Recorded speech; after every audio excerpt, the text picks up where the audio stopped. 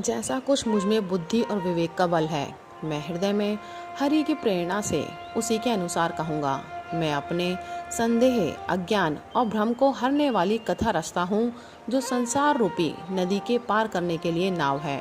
राम कथा पंडितों को विश्राम देने वाली, सब मनुष्यों को प्रसन्न करने वाली और कलयुग के पापों का नाश करने वाली है। राम कथा कलयुग रूपी सांप के लिए मोरनी है और विवेक रूपी अग्नि के प्रकट करने के लिए अरणी मंथन की जाने वाली लकड़ी है, अर्थात इस कथा से ज्ञान की प्राप्ति होती है। राम कथा कलयुग में सब मनोरथों को पूर्ण करने वाली कामधेनु गौ है और सज्जनों के लिए सुंदर संजीवनी जड़ी है। पृथ्वी पर यही अमृत की नदी है, जन्म मरण रूपी भय का नाश करने वाली और भ्रम रूपी मेंढकों को खाने के लिए सर्पणी है। यह राम कथा असुरों की सेना के समान नरकों का नाश करने वाली है और साधु रूप देवताओं के कुल का हित करने वाली पार्वती है।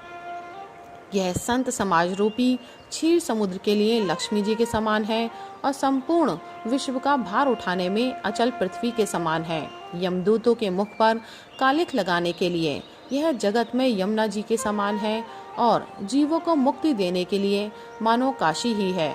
यह श्री राम जी को पवित्र तुलसी के समान प्रिय है और तुलसीदास जी के लिए तुलसीदास जी की माता के समान हृदय से हित करने वाली है। यह राम कथा शिव जी को नर्मदा जी के समान प्यारी है। यह सब सिद्धियों की तथा सुख संपत्ति की राशि है। सद्गुण रूपी देवताओं के उत्पन्न और पालन पोषण करने के लिए माता अदिति के समान है। श्री रघुनाथ जी की भक्ति और प्रेम की परम सीमा सी है। तुलसीदास जी कहते हैं कि राम कथा मंदाकिनी नदी है, सुंदर निर्मल चित्रकूट है और सुंदर स्नेही वन है, जिसमें श्री सीताराम जी विहार करते हैं। श्री रामचंद्र जी का चरित्र सुंदर चिंतामणि है और संतों की सुबुद्धि रूपी स्त्री का सुंदर श्रृंगार है। श्री रामचंद्र जी के गुण समूह जगत का कल्याण करने वाले और मुक्ति, धन, धर्म और परम धाम के देने वाले हैं।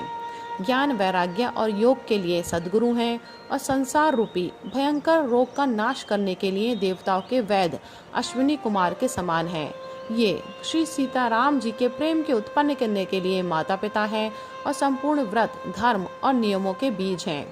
पाप, संताप और शोक का नाश करने वाले तथा इस लोक और परलोक के प्रिय पालन करने वाले हैं। विचार, ज्ञान रूपी राजा के शूरवीर मंत्री और लोभ रूपी अपार समुद्र के सोखने के लिए अगस्त्य मुनि हैं। भक्तों के मन रूपी वन में बसने वाले काम, क्रोध और कलयुग के पाप रूपी हाथियों के मारने के लिए सिंह के बच्चे हैं। शिव जी के पूज्य और प्रियतम अतिथि हैं और दरिद्रता रूपी दावानल के बुझाने के लिए कामना पूर्ण करने वाले मेघ हैं। विषय रूपी सांप का जहर उतारने के लिए मंत्र और महामणि हैं। ये ललाट पर लिखे हुए कठिनता से मिटने वाले बुरे लेखों को मिटा देने वाले हैं। अज्ञान रूपी अंधकार के हरण करने के लिए सूर्य किरणों के समान और सेवक रूपी धान के पालन करने में मेघ के समान हैं। मनोवांछित वस्तु देने में श्रेष्ठ कल्प वृक्ष के समान है और सेवा करने में हरिहर के समान सुलभ और सुख देने वाले हैं। सुकवि रूपी शरद ऋतु के मन रूपी आकाश को सुशोभित करने के लिए तारागण के समान और श्री राम जी के भक्तों के तो जीवन धन ही है। संपूर्ण पुण्यों के फल महान भोगों के समान है। जगत का छल रहित हित करने में साधु संतों के समान है। सेवकों के मन रूपी मानसरोवर के लिए हंस के समान और पवित्र करने में गंगा जी की तरंग मालाओं के समान है। श्री राम जी के गुणों के समूह कुमार्ग, कृतिक, कुचाल और कलयुग के कपट, दंभ और पाखंड के जलाने के लिए वैसे ही हैं जैसे ईंधन के लिए प्रचंड अग्नि। रामचरित पूर्णिमा के चंद्रमा की किरणों के समान सभी को सुख देने वाले हैं, परंतु सज्जन रूपी कुमुदनी और चकोर के चित्त के लिए तो विशेष हितकारी और महान लाभदायक हैं। जिस प्रकार श्री पार्वती जी ने श्री शिव जी से प्रश्न किया और जिस प्रकार से श्री शिव जी ने विस्तार से उसका उत्तर कहा, वह सब कारण मैं विचित्र कथा की रचना करके गाकर कहूँगा। जिसने ये कथा पहले ना सुनी हो वह इसे सुनकर आश्चर्य न करे। जो ज्ञानी इस विचित्र कथा को सुनते हैं वह यह जानकर आश्चर्य नहीं करते कि संसार में राम कथा की कोई सीमा नहीं है, राम कथा अनंत है। उनके मन में ऐसा विश्वास रहता है, नाना प्रकार से श्री रामचंद्र जी के अवतार हुए हैं और 100 करोड़ तथा अपार रामायण है।